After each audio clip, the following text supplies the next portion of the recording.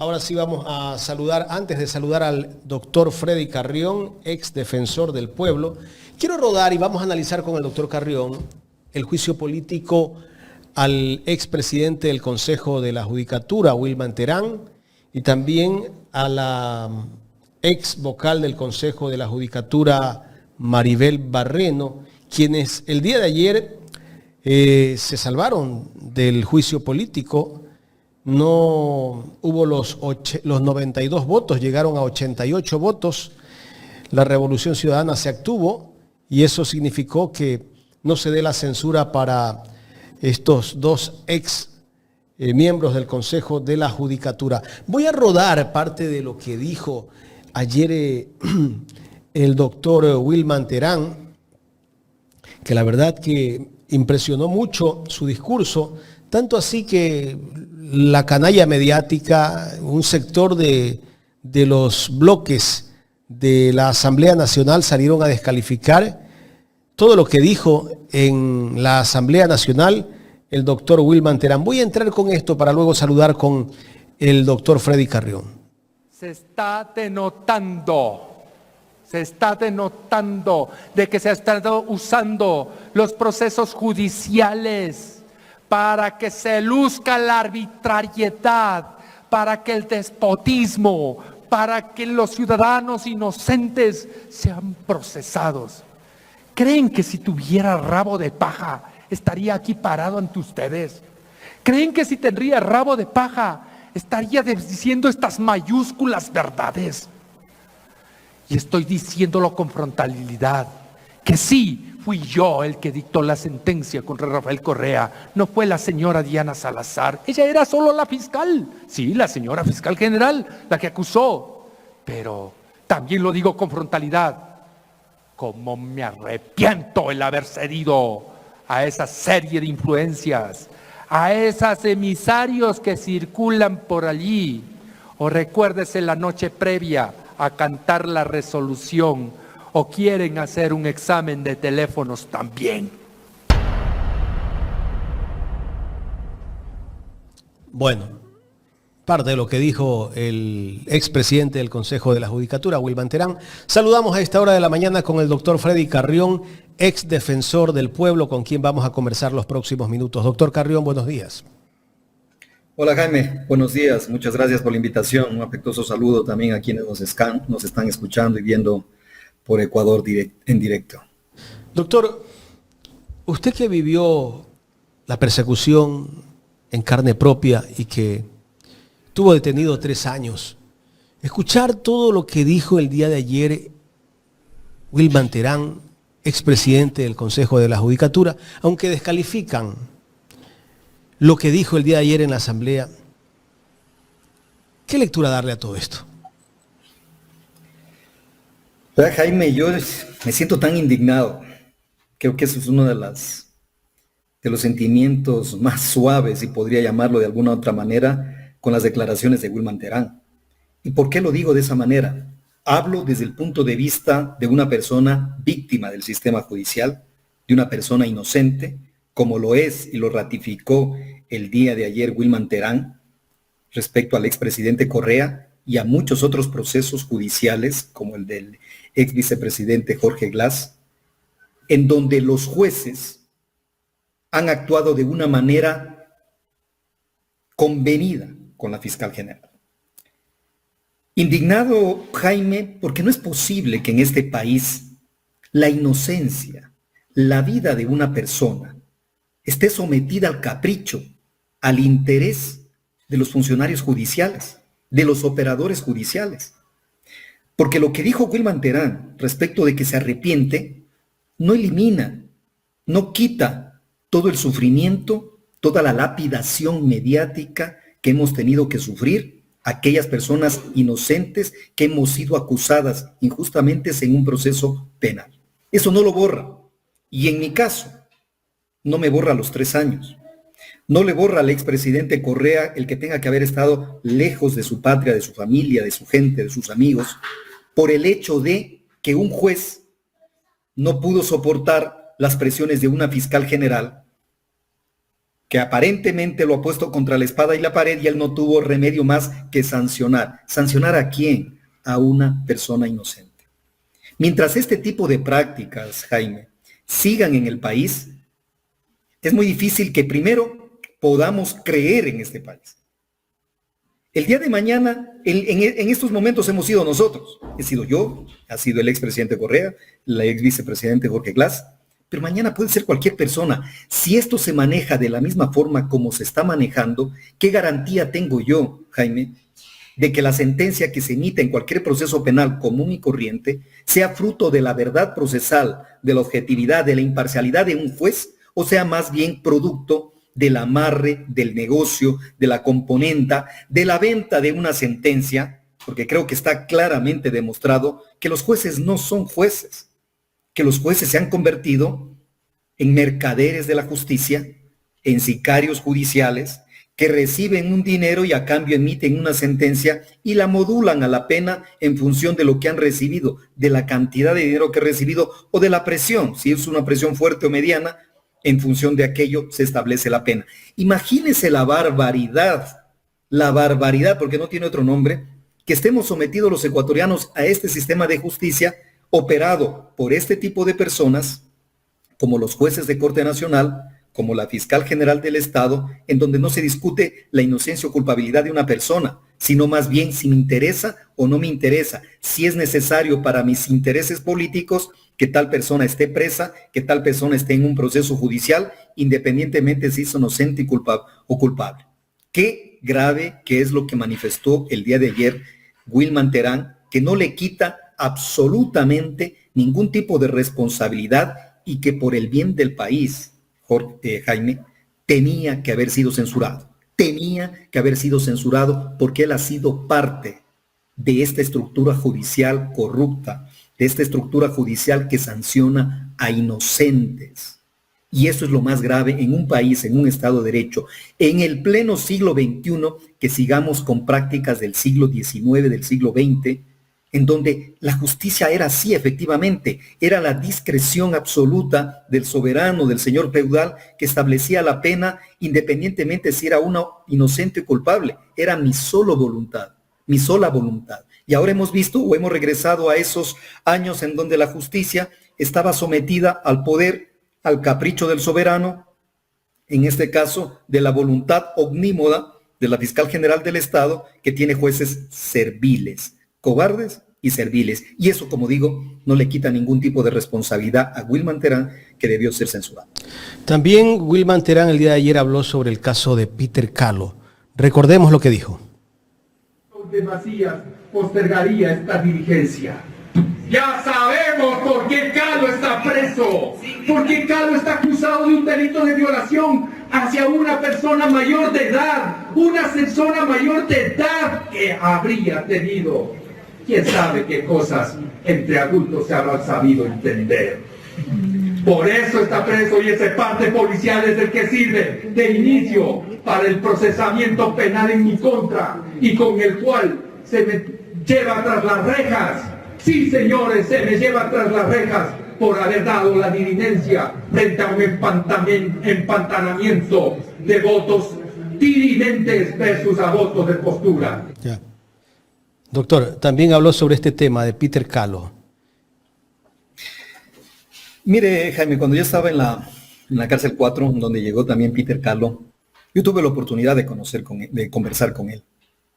Claro, en política, créame que las coincidencias no existen. Justo el día en que él forma parte de aquella mayoría que lo iba a enjuiciar al presidente Lasso, justo ese día, en la tarde, en la mañana habían presentado la petición de juicio político al presidente de la República, o la denuncia más bien, perdón, no el juicio político, sino la denuncia en fiscalía. Eso lo presentaron el día de la mañana. Peter Calo estuvo ahí, lo vimos a través de los medios de comunicación, y vean que en la tarde ya estaba con un delito de violación y preso. Claro, esa es la forma en que se acostumbra a actuar. Esa es la forma de perseguir, porque como digo, estas coincidencias no existen en política. Cuando conversaba con Peter Calo, uno de los temas recurrentes era justamente esa indignación que él sentía, porque cómo la política se utiliza para destruir familias, cómo la justicia se ha convertido en el peor órgano persecutor para destruir familias, vidas enteras.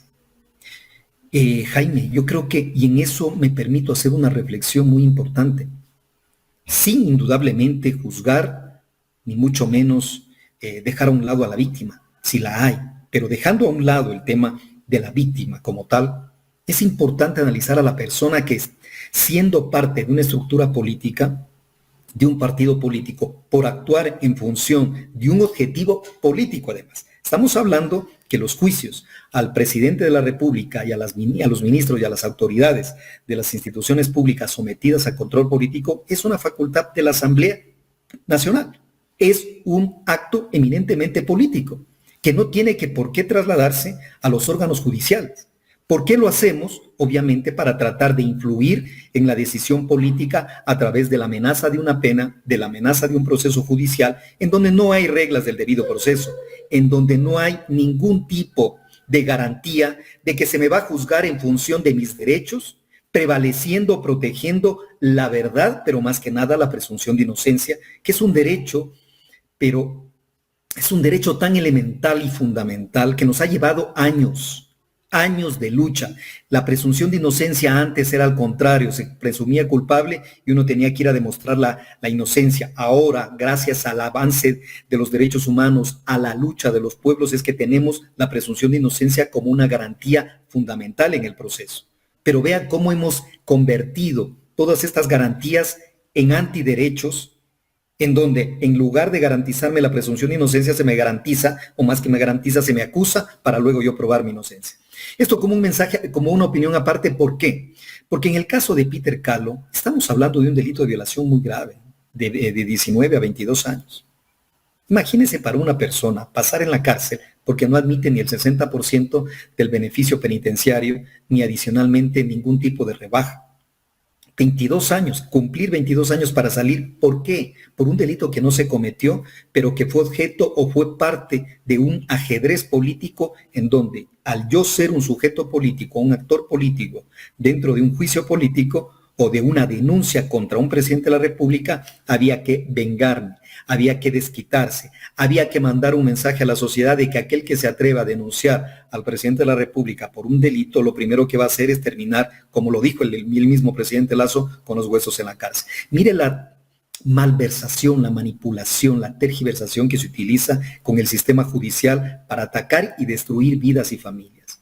Peter Calo, lo ha dicho Terán, Peter Calo hasta inocente también lo es, por la boca del propio juez, un juez de Corte Nacional que llega a decir que los procesos en los cuales él ha intervenido, las personas eran inocentes.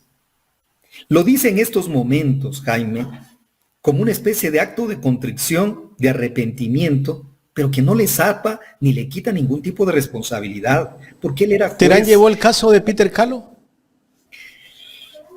No sé si lo llevó.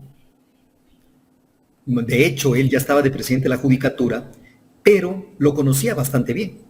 Lo conoce bastante. No, de hecho, creo que, a ver, si mal no estoy, Peter Calo fue en el 2023, que él ya ingresó a la cárcel. Entonces, posiblemente, o si no estuvo de juez, lo haya conocido como presidente de la Judicatura, porque usted conoce, el presidente de la Judicatura es la que tiene muchas relaciones con los jueces, y lo ha dicho ya Terán. O sea, yo sé, y nos llevábamos y conversábamos. Hay los chats, y esto es muy importante, Jaime, porque tampoco se ha hablado mucho de esto. En los chats de Terán, de Wilman Terán, están Daniela Camacho y están Iván Saquicela pidiendo y ofertando cargos. Eso es muy grave. Un juez de la Corte Nacional diciendo, mira, al fulanito, pónmelo acá, que necesito que la pongas a esta acá, que ayúdame con este cargo. Oferta de cargos públicos, tráfico de influencias. Y frente a eso, ¿qué ha pasado? ¿Se ha iniciado alguna investigación con Daniela Camacho, con Iván Saquicela? Ese es el tema a lo que yo siempre destaco. Hemos llegado a descubrir las tramas de corrupción a nivel judicial. ¿Por qué? Porque uno de los actores cayó en desgracia. Está preso, está con procesos penales. ¿Y qué le queda ahora? Ya perdió todo. Entonces, al menos voy a hablar para involucrarlos o para demostrar cómo se actuaba en esta función judicial y de esa manera desprestigiar a al propio sistema judicial y de una u otra manera descubrir, develar cómo opera la función judicial, y de esa manera también, como un efecto rebote, todo eso me beneficia a mí porque estoy demostrando que de justicia no existe absolutamente nada, sino son intereses que a través del sistema de justicia se imponen. Esto es muy importante decirlo, porque lo que dijo ayer Terán es, oigan, esto actúa la justicia. Así actuamos, dijo. Así actuamos. ¿Me arrepiento? Sí, estoy arrepentido. Sí, está arrepentido porque tiene un proceso penal, está arrepentido porque se encuentra en la cárcel, porque la pregunta que aquí surge, Jaime, es la pregunta del millón. ¿Por qué no lo dijo antes? ¿Por qué no lo dijo mientras era juez? ¿Por qué no paró ese tipo de prácticas corruptas que vulneran derechos, destruyen vidas de gente inocente? ¿Por qué no se paró? Porque él era juez y él sí puede, como es de garantías penales, él sí bien podría haber dicho, a ver, aquí vamos a proceder conforme a derecho, no bajo amenazas, no bajo interferencias, mucho menos bajo influencias. Pero no lo dijo, más bien. Tal vez no lo dijo por mantener el cargo. Eso hacen algunos. Pero qué tristeza, Jaime, que yo por mantener el cargo termine jodiéndole, perdón por la expresión, jodiendo la vida de otra persona. Porque no da derecho que yo por un cargo tenga que ir a dañar la vida de las personas. Y me refiero al caso concreto del presidente Correa. Lo dijo ayer, que se arrepiente. Que inclusive él tuvo que arreglar lo del influjo psíquico, el malhadado influjo psíquico. Es decir, ya nos demostró que obviamente lo del influjo psíquico es algo completamente forjado, sacado de la imaginación propia de este tipo de personas que están pensando en cómo perjudicar, dañar a las personas, en cómo hundirlas a las personas, y se inventan cualquier tipo de temas. Y lo dijo Terán, yo tuve que arreglar lo del influjo psíquico. Eso no le quita responsabilidad, sino que eso lo hace parte de esta estructura y que tiene mayor responsabilidad porque al haber sido juez, él sentenció a una persona inocente. Esto es muy grave, Jaime, que debe ser analizado en los contextos y en las circunstancias que una declaración de ese tipo merece ser considerada, porque es de un juez, es del juzgador. Lo dijo con Peter Calo. Me hubiera gustado, y se lo pediré públicamente, que también se pronuncie en mi caso, cuando él conoció un recurso de habeas corpus en donde yo la acusaba a la fiscal de forjar un documento. Forjar un documento, lo demostré, cuando este documento en donde ella delega a 2 fiscales para que me investiguen, para que me detengan, para que levanten pruebas, está fechado con 16 de mayo, pero ella lo firma el 17.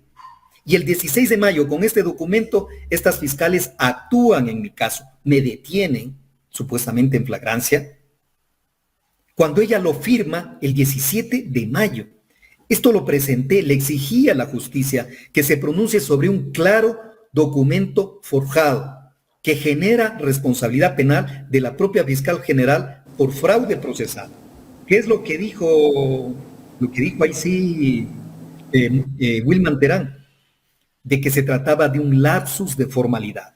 Claro, ahí se encontraban en buen romance, por decirlo de alguna manera, o en buenos entendimientos, la fiscal, los jueces, todo fluía, porque eran parte de lo mismo, ¿no? Ahí no había ningún tipo de acto de contrición, de arrepentimiento, no, teníamos que actuar en función de lo que la fiscal nos decía. Entonces, ¿qué es lo que hace el juez Wilman Terán, que conoció mi caso? Dijo, bueno, inventémonos esta figurita a nivel del influjo psíquico, el lapsus de formalidad, y con eso todo queda tapado, todo queda arreglado. Eso también lo hizo Wilman Terán. Y a mí, y en lo personal se lo digo, Jaime, con todo el dolor del mundo, a mí las palabras de Wilman Terán no me sirven en lo absoluto en estos momentos, porque yo pagué 3 años de cárcel. Ya está hecho. Pagué una anticipada. Esas palabras, esos arrepentimientos de Wilman Terán no me devuelven esos 3 años, de la misma manera que al presidente de la República, al expresidente de la República, Rafael Correa, no le devuelven todo el sufrimiento, toda esa lapidación mediática que él ha tenido que sufrir por una sentencia completamente injusta. No nos devuelven eso. Doctor, pero bueno, ahora se lo dice también, ¿no? ¿Va a preocupar a quienes han actuado de mala fe? ¿O no? Debería preocuparles, por supuesto, debería preocuparles porque con esta declaración de Wilman Terán, la institucionalidad ya debería haberse activado. ¿En qué sentido? Cuando me refiero a activarse, la institucionalidad en otras circunstancias o en otros países, esto ya hubiera meritado, ¿para qué? venga señora fiscal, juicio político, censura, destitución, vengan jueces, renovación absoluta, todos los jueces se van a sus casas porque no honran ni merecen tener la condición de jueces. Es lo mínimo que debería. El propio sistema debería purgarse. El propio organismo debería purgarse porque sabemos que en este sector de la justicia se encuentra corrompido y es necesario cortar de raíz esa corrupción para garantizarle a la ciudadanía y al cuerpo entero del Estado una justicia objetiva, independiente, imparcial, que la ciudadanía vuelva a creer de que cuando estoy sometido a un proceso triunfará o velará la justicia para que se protejan mis derechos y en el evento de ser culpable se determine mi culpabilidad bajo un proceso legal y debido. Pero no puede ser posible que entre gallos y medianoches, entre chats, entre amarres y sobre todo conveniencia de jueces y de fiscales, una persona inocente tenga que padecer el proceso en sí y adicionalmente una sentencia o las medidas de prisión, penas anticipadas, destierros, exilios. ¿Por qué? Porque obviamente es el capricho, es la voluntad de estos operadores judiciales que se convirtieron en operadores políticos.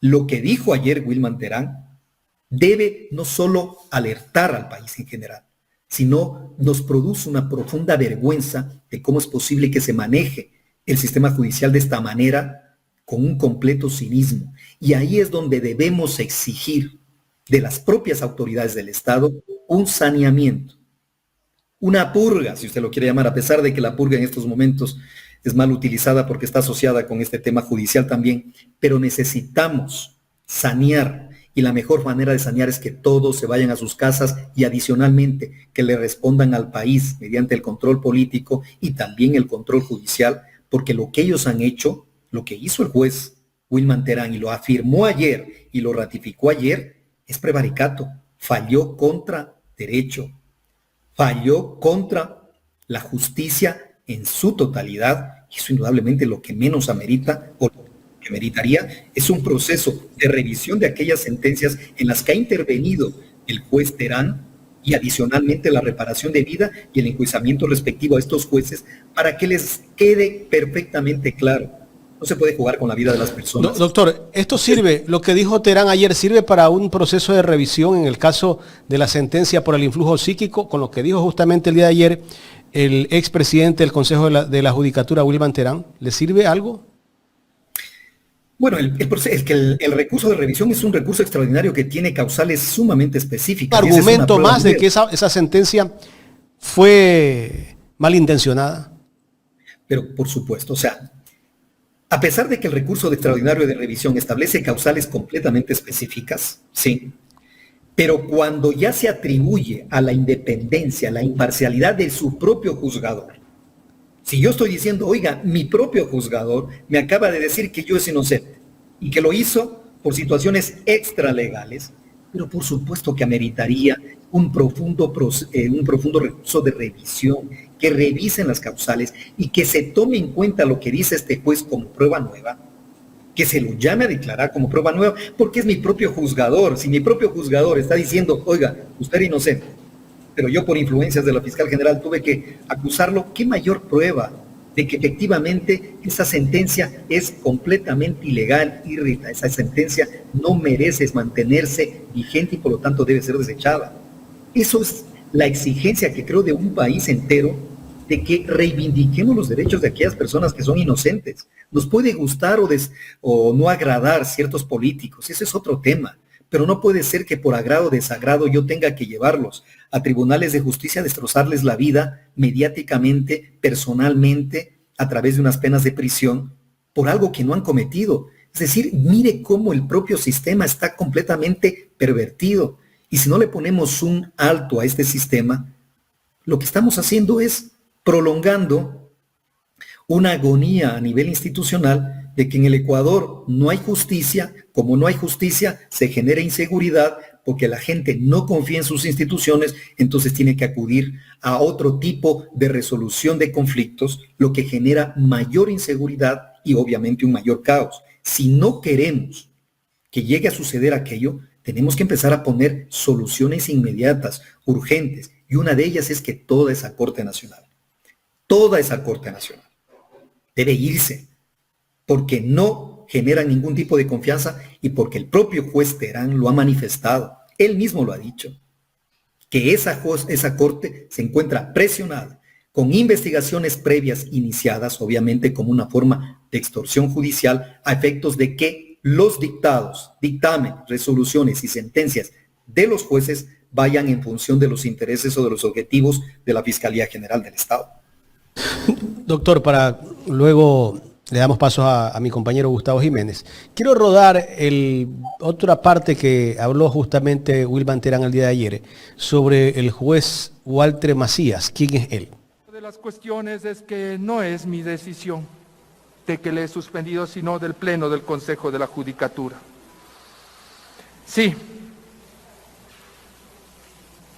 Señores y señoras asambleístas, el problema no es la suspensión. El problema no es la suspensión, el problema es una cuestión política. El problema no es que Walter Macías es un juez al servicio de los... Es que Walter Macías era un juez al servicio de los casos de Diana Salazar. Porque a ella le interesan sus casos. Eso también es otro tema bastante fuerte cuando habló del caso de Walter Macías, que es protegido por la fiscal. Pero es que no solo es Walter Macías, Jaime. Yo le puedo dar 2 nombres más y se los puedo dar con hechos. A ver, empecemos con el juez Macías. El juez Macías, yo coincido, tengo que aceptarlo, con el argumento, con lo manifestado con Terán cuando dice, esto no es una causa para un juicio penal, porque está dentro de las facultades del Consejo de la Judicatura, que es un organismo de control disciplinario, el sancionar a jueces. El evento de que se haya tomado una decisión de sanción a un juez de la Corte Nacional y que sea ilegal, ya hablemoslo así, que sea ilegal, indebida, existen recursos dentro de la jurisdicción o la justicia ordinaria, obviamente, para tratar de bajarse esa resolución y de esa manera restablecer los derechos. Para eso establecen este tipo de recursos. Pero que de ahí, por haber tomado una decisión en mi competencia, en el uso de mis competencias, como órgano de control disciplinario de la función judicial, sancione, suspenda a un juez, eso no me constituye que yo he cometido un delito de obstrucción a la justicia, porque en el mismo caso hubieran estado los jueces, los consejeros, los miembros, los vocales del Consejo de la Judicatura, cuando lo suspendieron al que era en esos momentos presidente de la Corte Nacional, que era Iván Saquicela, recuerden, también lo suspendieron. Y él, a través de una acción de protección, se echó abajo esa resolución, pero estuvo, creo que 15, 20 días suspendido de sus funciones, incluida de presidente de la Corte Nacional de Justicia. Y nadie se atrevió de que los vocales del Consejo de la Judicatura con esa resolución fueron los que obstruyeron a la justicia y están procesados. No pasó aquello. ¿Por qué pasa ahora con el juez Macías esto que constituye que una resolución del Consejo de la Judicatura termine siendo motivo o que constituya la infracción penal para que estén siendo juzgados por obstrucción a la justicia? No es entendible, no es coherente. Y ahí sí le doy o le entiendo a Terán cuando manifiesta de que habían otros intereses. ¿Cuáles eran otros intereses? Utilizar al órgano persecutor, que es la Fiscalía General del Estado, para evitar que un juez adepto, servil a los intereses de la Fiscalía General del Estado, sea suspendido. Pero está claro, o sea, creo que mayor evidencia ya no se puede pedir. Cómo funciona y actúa sobre todo la Fiscalía General del Estado para imponer su agenda de una forma completamente tergiversada o manipuladora de la propia justicia, que eso es importante siempre rescatarlo. Yo le decía que no solo es Macías. Mire lo que pasó con Macías con el tema del caso Metástasis. Él está mencionado en esos chats. Está mencionado en los chats. Dígame si se ha iniciado una investigación por esas menciones, como lo hicieran con el resto de procesados. No estoy diciendo que el resto de procesados está mal, no. Más bien, deberían haberlo incluido también al señor Macías, de la misma forma que incluyeron al resto. Le doy otro dato. ¿Qué pasó con el juez Byron Guillén? También mencionado en el caso de los chats de Metástasis. No solo eso. Él fue incautado o le incautaron un vehículo de su propiedad en los allanamientos que se hicieron. Recién ahora le están iniciando una investigación, pero no por el caso Metástasis. ¿Qué pasó con el señor juez Luis Rivera? A él le allanaron las oficinas de la Corte Nacional en el caso Metástasis. ¿Dónde está la imputación? Mire lo que pasa actualmente con los chats de Terán y la señora Diana Salazar, o Terán y la señora Daniela Camacho, o Terán e Iván Saquicela. Tenemos a 3 personas involucradas y no se ha iniciado ningún tipo de investigación. Debería haberse iniciado la investigación con Daniela Camacho. Estamos hablando de que ella solicitaba o ofertaba o trataba de gestionar cargos públicos de la misma manera que Iván Saquicela. ¿Dónde están esas investigaciones? ¿Por qué para unos sí, para otros no? ¿Por qué tenemos que ser de una forma completamente selectiva? Eso es lo que justamente Terán ha denunciado y que me parece relevante, porque descubre lo que es un secreto a voces de cómo funciona la justicia en este país. Pero claro, Jaime, nos podemos quedar en la simple denuncia, nos podemos quedar en el escándalo que genera este tipo de afirmaciones de entretelones como se da en la administración de justicia, pero si no actuamos, no exigimos una depuración completa del sistema de justicia, de la administración de justicia, pues entonces lo único que estamos haciendo es avalando la práctica corrupta de funcionarios judiciales, de Fiscalía General del Estado, que como digo, sancionan a inocentes. Es que todavía, créame Jaime, el Ecuador creo que todavía no dimensiona lo que significa sancionar a una persona inocente, meterla a la cárcel a una persona inocente, porque todavía no nos ha pasado. Cuando la experiencia sea propia, recién ahí descubriremos, diremos, ¿cómo es posible que me pase esto a mí? Cuando me pasa a mí, es por reacción. Pero cuando le está pasando al de al lado, como que lo veo, ¿no? Sí ha de ser, capaz que sí lo hizo, ponemos incluso en tela de duda.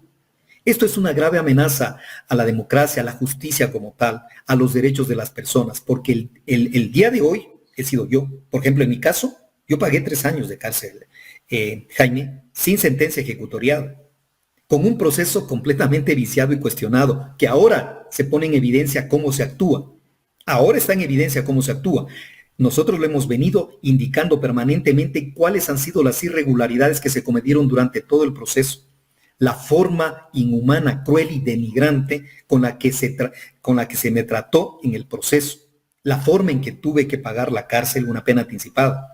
Si a mí me pasa, nadie está exento de que le llegue a pasar. Por lo tanto, la reacción tiene que venir desde el propio temor o miedo de que lo que está pasando ahora a una persona le puede pasar a cualquiera de nosotros, porque el sistema se encuentra pervertido con este tipo de operadores judiciales que no actúan en función de la verdad procesal, de la inocencia o culpabilidad de una persona, sino que actúan con un encargo, con un objetivo netamente político, extralegal, paralegal, como le quieramos llamar, pero que está destruyendo vidas, El caso del expresidente Correa, como digo, es un caso emblemático de lo que significa la persecución política que no tiene límites y más que nada que tiene un objetivo de destruir vidas. Y creo que ahí es donde lo que tenemos que generar una reacción, porque lo que pasó con Terán no puede volverse a repetir. Por eso mi insistencia en que más allá de las razones del juicio político, yo entiendo a los legisladores de la Revolución Ciudadana cuando manifestaban que sí, que el interpelante no logró demostrar la causa por la que fue llamado al juicio político. Sí, si nos atenemos a eso, efectivamente así sucedió. Pero es que hay cosas más profundas y más importantes y graves que han quedado en evidencia, que por el hecho de aceptarlas en este momento, Wilman Terán no le quita ningún tipo de responsabilidad. Y que eso es lo que se debe sancionar. El haber sido parte, el no haber impedido que un inocente sea acusado, sea sentenciado. Eso es lo que se debe sancionar, porque ningún juez puede tomarse la justicia de esa manera para perjudicar, como digo, a personas inocentes. Las expresiones del doctor Freddy Carrión, ex defensor del pueblo. Saludos cordiales. Gustavo Jiménez le habla, doctor Carrión. ¿Cómo debe tomar esto el común de los ecuatorianos cuando se devela tanta corrupción, toda una trama de corrupción y de una mafia dentro de quien debería dar la justicia? Usted ha hablado de una depuración. ¿A quién le correspondería dar ese paso para la depuración dentro de la justicia? Buen día, Gustavo, qué gusto saludarlo. Mire, yo aquí repetiría una frase que se está convirtiendo como en una muletilla, pero que no por eso no tiene mucho de verdad. Que se vayan todos, recuerde que siempre cuando llegábamos a niveles en donde ya estábamos asqueados de la corrupción política, del dinero, cómo se traficaba con el dinero, cómo se tomaban las instituciones, cómo se las entregaba a las instituciones para los negociados de los políticos, decíamos, es que ya hemos llegado a niveles en donde que se vayan todos, que se vayan todos. Claro, esa es una medida extrema, pero cortoplacista, es decir, puede solucionarme el problema por 1, 2, 3 meses, 6 meses. Pero el problema también es estructural, la corrupción es estructural, la falta de valores y de principios es estructural. Por el hecho de que yo tenga que defender mi cargo, entonces yo haré cualquier cosa para sostenerme en el cargo, pues eso no tiene una solución institucional, esa no es cuestión de imponer una ley o una norma que me impida hacer aquello, porque eso parte de un principio ético. Si yo estoy más preocupado por el cargo y no por la gestión, entonces por ética, por decencia, yo tendría que abandonar el cargo porque no me encuentro predispuesto, capacitado para ejercerlo. Esto más o menos es lo mismo que yo he venido reclamando la Defensoría del Pueblo. Yo estuve preso, Gustavo, justamente porque hice lo que tenía que hacer en función de la protección y defensa de los derechos de las personas. Tenía que haberlo hecho y tomé una decisión. ¿Que esa decisión tuvo una repercusión política? Sí. Y esa repercusión política me llevó a la cárcel. ¿Qué hizo mi reemplazante? Mi reemplazante lo que dijo, mejor me quedo callado, me convierto en una dependencia del gobierno, no genero ningún tipo de acción ni de protección para los derechos de las personas, que se las vean cómo se las arreglan solas, a mí me interesa ¿qué? Mi cargo. Y vea que él ha durado más en el cargo de lo que yo duré cuando yo gané un concurso. Él fue reemplazo, pero él está más de 3 años y está bien. No tiene ningún problema, no tiene ningún inconveniente, está recibiendo un sueldo cómodo, sentado en su cargo, defendiendo su cargo. Eso es lo que está pasando en la Corte Nacional, lo dijo Wilman Terán, cuando se arrepintió de haber sido parte o haberse dejado influenciar. ¿Por qué se dejan influenciar? ¿Por qué empiezan a torcer la justicia de esta manera? Claro, primero por conservar el cargo, pero el cargo de por sí no es tan atractivo sino lo que genera el estar en el cargo. Porque el estar en el cargo le genera ¿qué? Que reciban más dinero, con prácticas corruptas, porque sabemos, lo hemos evidenciado, cómo los jueces, no por administrar justicia, empiezan a tarifar las sentencias en función del grado, de la complejidad y de las personas inmersas en un proceso judicial, tienen una tarifa. Creo que eso ha quedado en evidencia al pueblo del Ecuador entero, al país entero, de cómo operan los jueces, cobrando en función de la gravedad y del tipo de personas involucradas, llenándose los bolsillos de mucho dinero, no fruto de su sueldo, sino fruto de la corrupción judicial. Por eso defienden el cargo, porque si solo lo defendieran, no, con esto yo vivo y tengo una vida digna, podría entenderse, pero es que ni siquiera lo defienden por el sueldo, lo defienden por los beneficios que genera estar sentado en ese cargo. Eso es una corrupción que no tiene nombre y la única manera en estos momentos, al menos yo me atrevo a lanzarla, es tienen que irse todos, pues. Tienen que irse todos los jueces que están siendo cuestionados. Claro, alguien dirá, pero es que no podemos dejar a la Administración de Justicia sin jueces.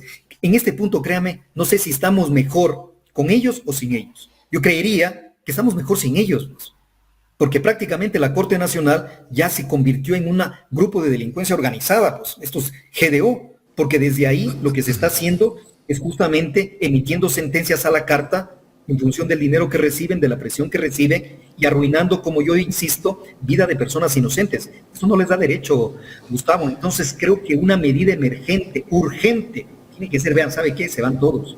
Empecemos con un proceso de renovación judicial, pero que nos garantice que vayan no solamente los más aptos,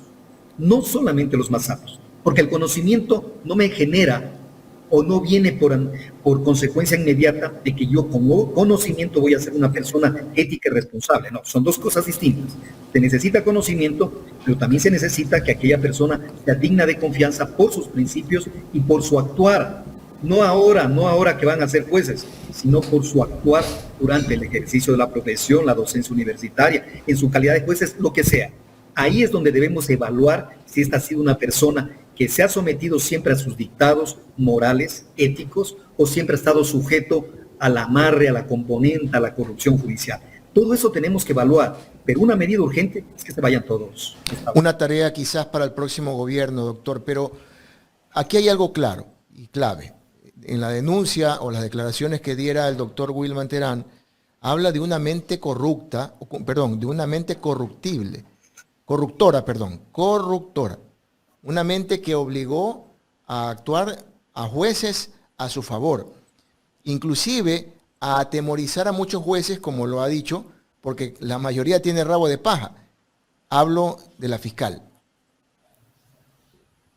Exactamente. Esa es una de las formas. Wilman Terán ha dicho, y yo sigo insistiendo en esto, Gustavo, perdóname que se lo diga, ha dicho lo que todo el mundo sabe, pero que no se atreve a decir. Todo el mundo sabe. Cuando me pasó a mí el proceso penal y me metieron a la cárcel, mi esposa y los abogados han empezado siempre a manifestar, miren cómo opera la justicia. Claro, muchas personas nos decían, ustedes tienen que defender esa postura porque son los procesados. Ustedes tienen que defender esa postura porque ustedes están siendo sometidos. Entonces es entendible que lo defienda de esa manera al ataque.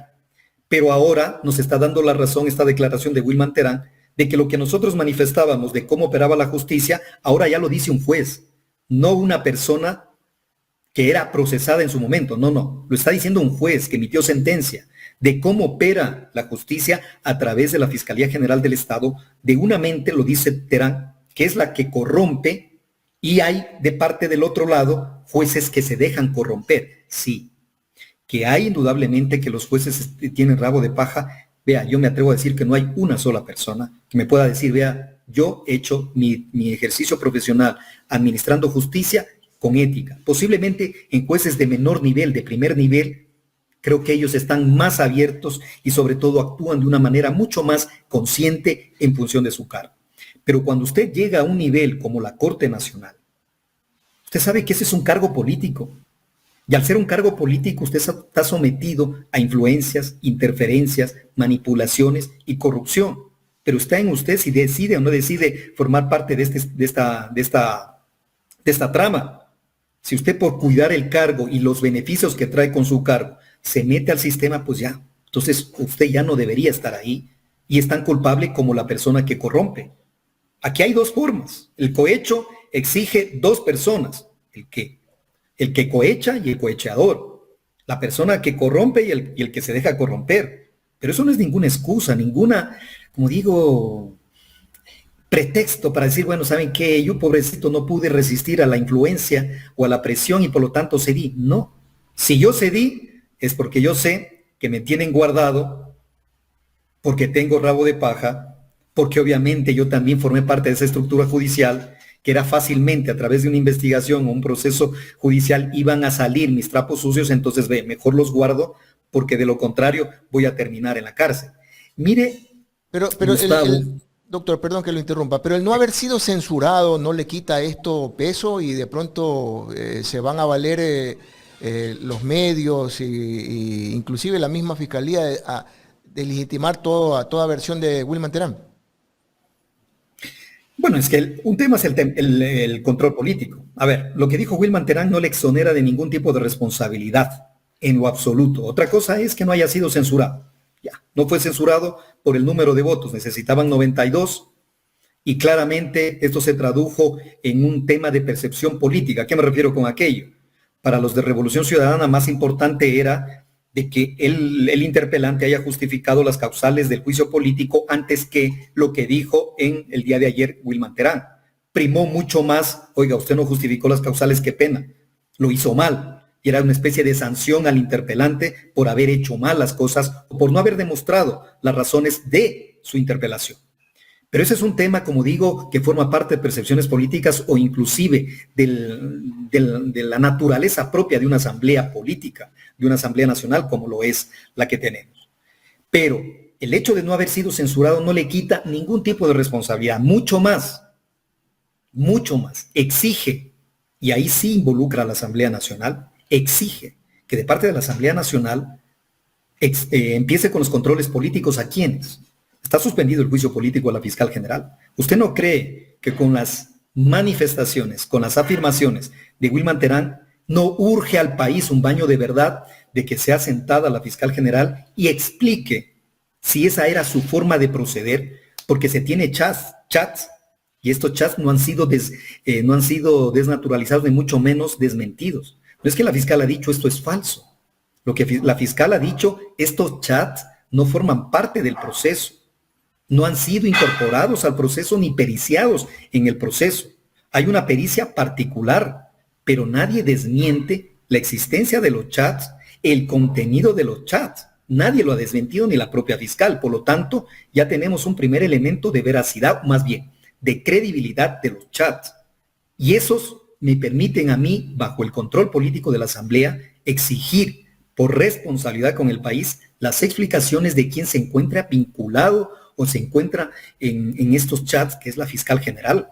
Independientemente, Gustavo, de lo que a nivel judicial, a nivel institucional, estemos obligados a exigir rendición de cuentas y las respectivas sanciones.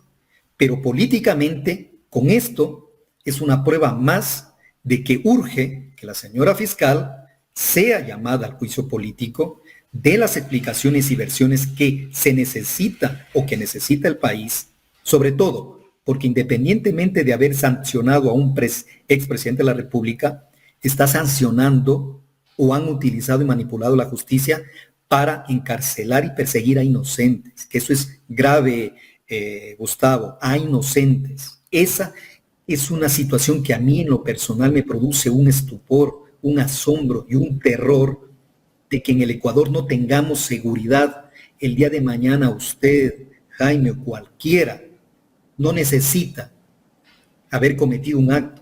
No, en lo absoluto. Simple y llanamente haber estado en el radar de la fiscal, y al estar en el radar, inmediatamente usted al día siguiente tiene una investigación previa. ¿Qué tipo de seguridad tienen los ecuatorianos cuando los operadores trabajan de esta manera? Por eso, el juicio político, el no haber sido censurado, no le quita ningún tipo de responsabilidad, en lo absoluto.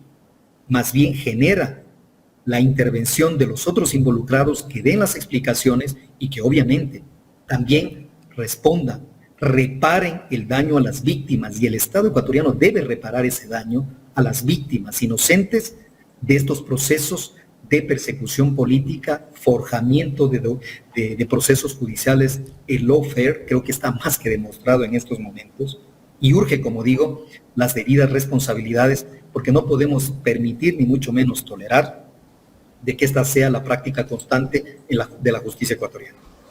Y como esto es político, doctor Carrión, lo más seguro era que de alguna manera el presidente de la República emita un criterio, porque él siempre está afanoso, ¿no? Rápido a salir a la respuesta cuando se trata de este tipo de investigaciones o denuncias, cuando son contrarias a sus más cercanos colaboradores. Pero en el caso de la Fiscalía, con esta denuncia gravísima, y en el caso de la justicia, cómo se ha manejado, el presidente todavía no emite un criterio. Y es lamentable porque más allá de los afectos o desafectos y sobre todo objetivos e intereses políticos, ellos, por ejemplo, el presidente de la República, los miembros de la Asamblea Nacional, los partidos políticos tienen una clara tendencia, y está bien, forman parte de la democracia el hecho de que defiendan sus posturas e intereses en función de una visión completamente política, ideológicamente hablando. Eso no es lo que estamos discutiendo. Lo que estamos discutiendo es que como presidente de la República, frente a una denuncia grave de interferencia, manipulación de la justicia, me quede callado por interés político. A veces olvidamos que los cargos son temporales. A veces olvidamos que el poder no es eterno. El día de mañana el presidente de la República saldrá de su cargo. ¿Y qué pasará, por ejemplo, cuando la justicia actúe contra él? Sin razón, inventándose delitos, inventándose procesos. Ahí sí va a decir, hey, no se puede utilizar a la justicia para perseguir a las personas. Porque a eso voy. Cuando me conviene, mantengo un silencio, porque está atacando a mis enemigos. Pero cuando no me conviene, entonces ahí sí protesto. Esa es una doble moral, ese es un doble juego que lo que hace es pervertirlo al sistema y sobre todo convertirlo en una especie de boomerang. Porque posiblemente hoy que yo mantengo una actitud silenciosa, callada, me está convirtiendo en cómplice, cómplice de lo de mañana, cómplice en las injusticias que se pueden dar. Por lo tanto, mi voz es fundamental para evitar de que lo que hoy les está pasando a quienes son mis adversarios políticos, el día de mañana me pase a mí, pues. Porque es completamente seguro que cuando una persona ya no tenga el poder, obviamente se le vendrá toda la justicia encima. Porque este canibalismo político es, tengo que destrozarlo a mi oponente político de cualquier manera. ¿Cuál es la mejor manera de eliminar? No físicamente. ¿Cuál es la mejor manera de eliminar política y socialmente a una persona? Métale un proceso penal, lo mete a la cárcel y se acabó. Se acabó su vida, se acabó su honra, se acabó la credibilidad de la que gozaba y políticamente lo mandamos a guardar a la refrigeradora. Esa es la forma en que utilizan estas perversidades los sistemas para tratar de eliminar a aquellos opositores o personas que tienen una visión política distinta, pero que eso no constituye ningún tipo de delito. Más bien, la lucha de contrarios fortalece en un proceso dialéctico. Pero creo que debemos pensar más allá, y ahí sí mi apelación al presidente de la República, que si realmente pensamos como país, tenemos que condenar este tipo de prácticas corruptas de los operadores judiciales. La mejor manera de condenar es justamente exigir las investigaciones, reivindicar y reparar los derechos de las personas que han sido víctimas de este tipo de sentencias y obviamente sancionar a quienes hayan actuado de esta manera, porque tan responsable es el que corrompe como el que se deja corromper, pues. O sea, no se puede decir es que ella me corrompió y por lo tanto yo no soy culpable porque yo, pobrecito, no pude detener esa avalancha de presión. No, los dos son responsables, deben tener una responsabilidad política y judicial, porque no se puede juzgar, como digo, no se puede jugar, como digo, perdón, con la vida de los ecuatorianos, porque la vida también es su honra, su familia, la libertad. No solamente es el aspecto físico, la integridad física, la vida constituye el ejercicio pleno de este tipo de derechos como la libertad, como el derecho a tener una familia, el derecho a la dignidad y a la honra de las personas. Todo eso constituye los derechos de las personas y la vida misma. La dignidad, como llamamos, de la vida. Yo creo que es importante que este proceso de Wilman Terán nos llame a la reflexión, porque de lo contrario venimos en un proceso a caída, un de cascadas en donde no terminamos de levantarnos, y lo más grave de todo esto, Gustavo, es que empezamos a normalizar todo. Este asunto de la corrupción judicial es uno más, por lo tanto ya, o sea, así funciona el Ecuador. Pero claro, no vemos que este funcionamiento es perverso y que está destruyendo vidas. Esta persecución, lo voy a llevar a otro punto también importante, en esta persecución política, la fiscal se atrevió en su momento a utilizar otra institución del Estado, que es el Tribunal Contencioso Electoral, que a través de ello hubo una sentencia en contra de su esposa, ¿verdad?, en el cual entiendo que están por apelar.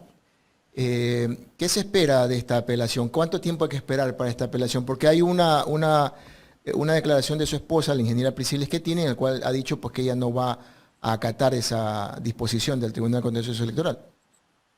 Sí, Gustavo.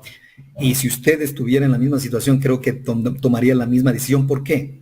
¿Usted cómo se arrepiente de haber denunciado un acto inmoral de deshonestidad intelectual ante los medios de comunicación de una autoridad?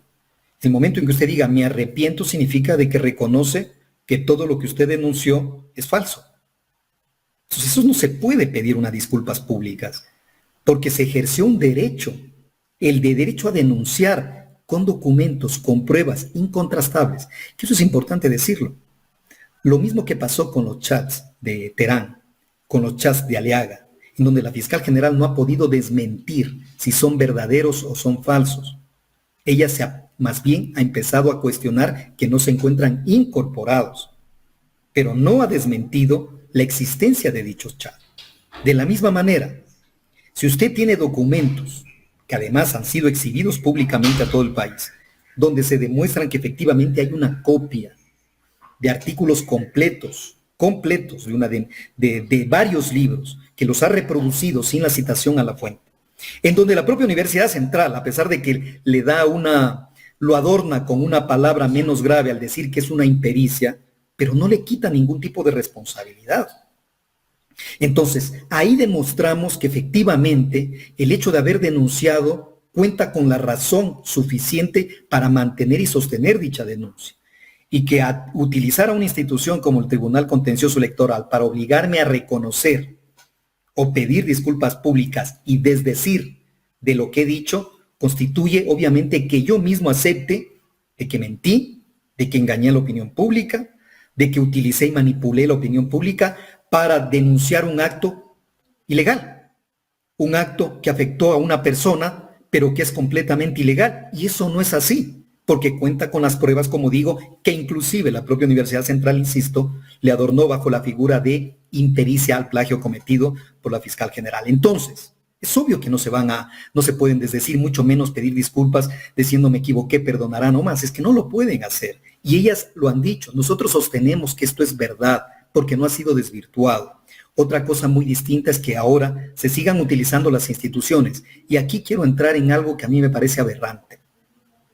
Sabemos que el Tribunal Contencioso Electoral, miren las cantidades de denuncias, cómo actúa. O sea, es un órgano que ya no diría que es político, sino que está politizado y también sometido a las mismas prácticas de corrupción, inclusive con un mayor desparpajo de la gente. O sea, ya ni siquiera se miden en conservar formas, sino que ya lo hacen a vista y paciencia de todo el mundo y sin importarles absolutamente nada. ¿Por qué? Porque tampoco tienen en la Asamblea Nacional un control político efectivo. Todos esos jueces ya deberían estar fuera de sus funciones, porque las prácticas a las que están sometidos son peores que las de los propios jueces de la Corte Nacional. Pero igual, ellos no están sometidos a un control político. Deberían ya haber sido enjuiciados. Son los únicos jueces que tienen un control político, a diferencia de la Corte Constitucional y la Corte Nacional, pero no los hemos enjuiciado.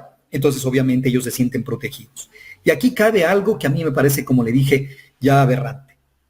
Ha sacado un folleto, una publicación, el Tribunal Contencioso Electoral, en donde ponen como una referencia, ya mire, publicado, ya un folleto, un libro, en donde ponen como referencia de la lucha o del trabajo que viene haciendo el Tribunal Contencioso Electoral para erradicar la violencia política de género, la sentencia emitida contra Priscila Schettini y Angélica Porras. Sentencia que está en primera instancia. ¿Cómo es posible yo que publique ya una sentencia que puede ser desvirtuada en segunda instancia? ¿Y dónde queda esta publicación? Que ya se la hace como si fuera una sentencia pasada en autoridad de cosa juzgada. Mire cómo juegan con la percepción ciudadana, porque yo al publicar este libro lo que estoy diciendo, vea, yo estoy luchando y ya tengo esta sentencia. Y en el momento en que esa sentencia sea revocada, ¿qué va a pasar con esta publicación? Este es anticipar criterio, que el propio Tribunal Contencioso Electoral diga, esto ya va a quedar en firme, porque ya mismo viene la sentencia de segunda instancia que va a ratificar aquello. Lo que están diciendo es que la posición del Tribunal Contencioso va a ser ratificar eso. Y ellos, siendo jueces, no lo pueden hacer, porque eso es anticipar criterio y cometer prevaricato. Pero ya lo hicieron. ¿A qué voy con esto? La única manera, Gustavo, de que la fiscal general del Estado pueda contra Angélica Porras y Priscila Schettini ha sido a través del Tribunal Contencioso Electoral. Porque mire que ella, utilizando la institución, la Fiscalía General del Estado, les inició una investigación previa por el delito de odio. Pidió asistencia internacional a Estados Unidos.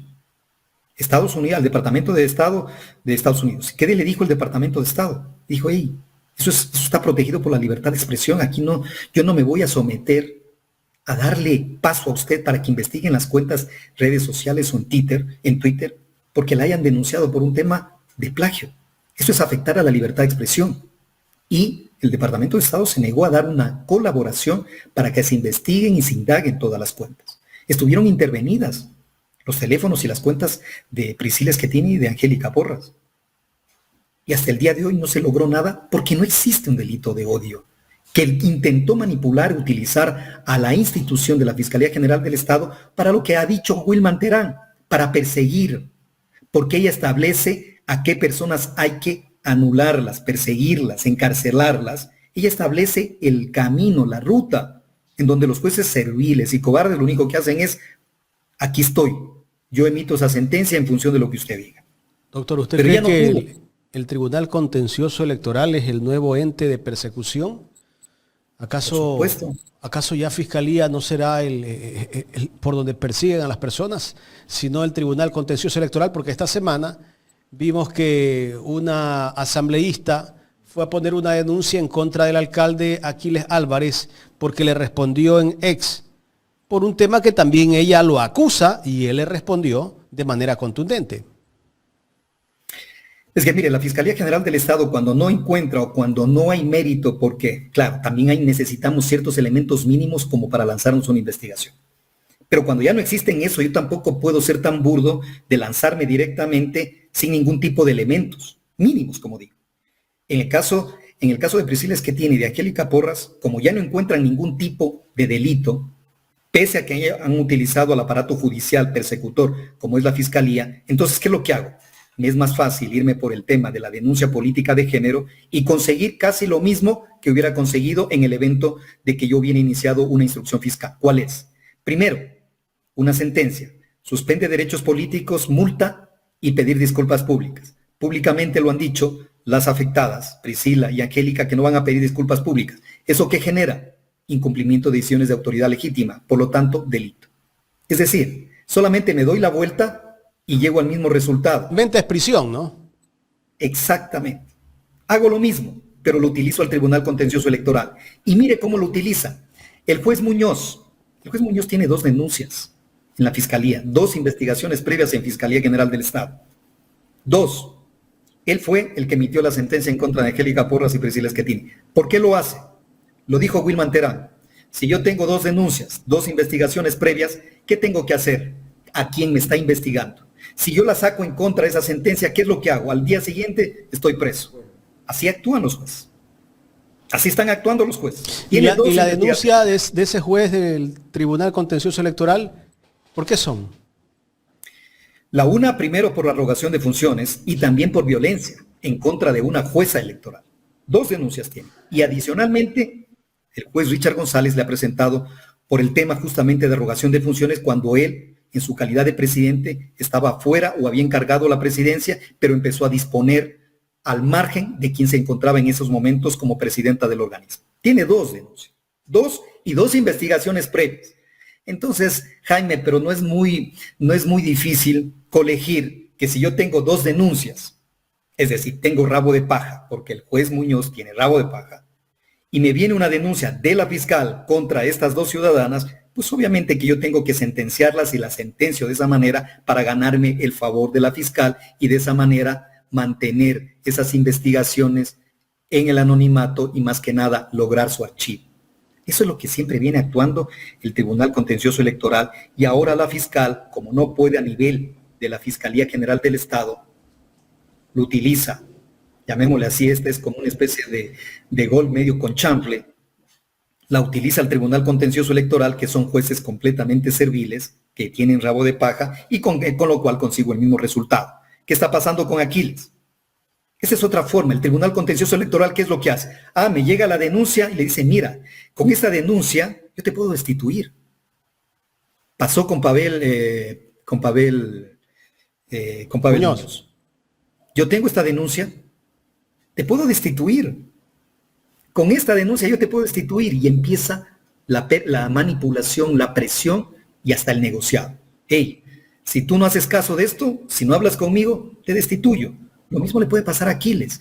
Autoridades electas democráticamente no pueden estar sujetas a jueces venales para quitarles del cargo cuando el único que les puede quitar el cargo es el pueblo que los eligió, pues. Yo creo que en eso necesitamos una profunda reforma, sino de lo contrario, asambleístas, presidentes, el mismo presidente, la misma vicepresidenta, están sometidas a procesos en el Tribunal Contencioso Electoral que pueden implicar su destitución.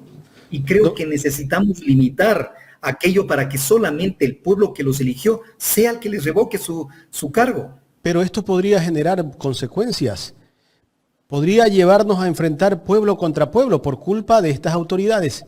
Imagínese usted que destituyan a un alcalde de una manera injusta. ¿Qué podría pasar? ¿Qué puede pasar si de pronto los seguidores de ese alcalde van hasta ese tribunal?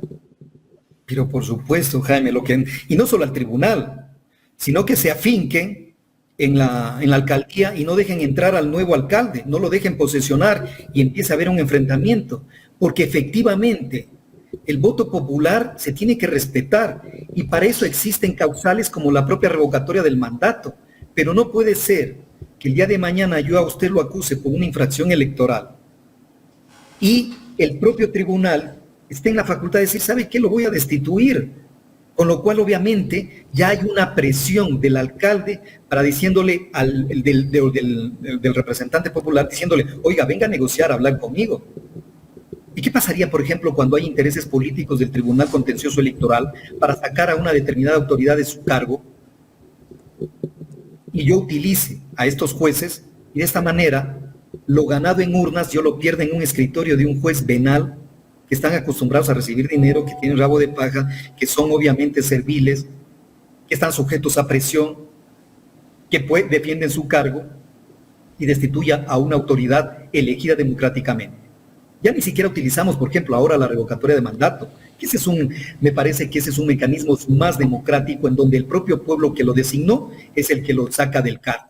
Y ahí sí hay una legitimidad mayor. Pero que jueces, como digo, cuestionados, investigados por la Fiscalía, que empiecen a actuar de esta manera para presionar a una autoridad, para ganarse el favor de otra autoridad, obviamente que estamos generando o permitiendo de que esto empiece a generar una inseguridad mayor, fruto de una violencia que puede surgir de los propios adeptos, de las propias personas que participan y que defienden a su líder, y que de esa manera volvamos a este país prácticamente ingobernable. O sea, es que hay límites que debemos respetar, que la democracia exige respetar, y no los estamos haciendo y estamos yendo en picada o directamente a un precipicio, que es importante siempre considerarlo, Jaime.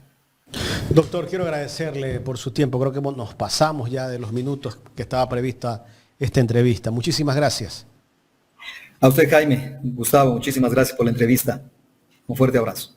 Muchas gracias, doctor. El doctor Freddy Carrión nos ha acompañado en esta mañana, enriquecedora entrevista en la cual hemos podido conocer no solo su criterio, sino también hacia dónde va este país tan convulsionado y corrupto, especialmente en el tema de la justicia.